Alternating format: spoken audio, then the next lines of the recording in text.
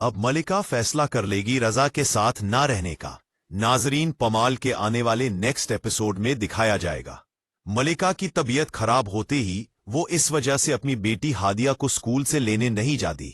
उसे देर हो जाती है और फिर जब रजा उसके स्कूल कॉल करता है तो हादिया स्कूल में ही मौजूद होती है।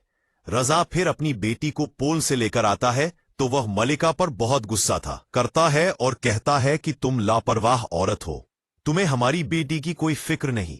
अगर उसे कुछ हो जाता तो मलिका कहती है मेरी तबीयत ठीक नहीं थी, देर हो गई तो कोई मसला नहीं है।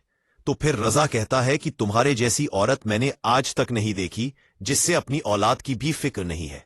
तो मलिका उससे कहती है कि अब तुम लिमिट क्रॉस कर रहे हो, तुम्हें अच्छी तरह पता है कि मैं मां बनने वाली है और मेरी तबीयत भी खराब सी रहती है। मैं पूरा दिन हादिया को संभालती हूं, उसको पढ़ाना, उसका ख्याल रखना, हर चीज करनी होती है। लेकिन रिजा उसकी कोई बात समझने से इनकार कर देता है और फिर गुस्से में चले जाता है। और फिर रिजा अपनी बेटी का ख्याल रखता है और अपनी बेटी को अगले दिन स्कूल भी छोड़ना चाहता है।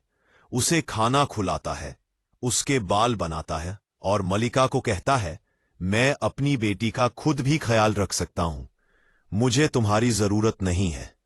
अब तुम हादिया से दूर रहोगी और हादिया का कोई काम भी नहीं करोगी।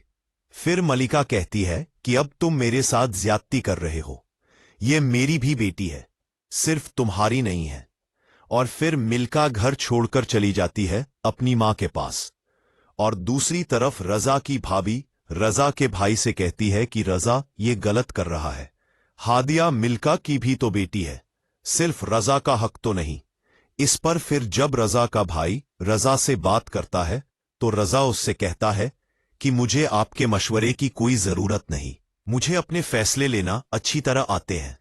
तो नाजरीन, क्या रजा मिल्का से अपनी बेटी हादिया को छीनकर सही कर रहा है या गलत? कमेंट सेक्शन में लाजमी बताएं।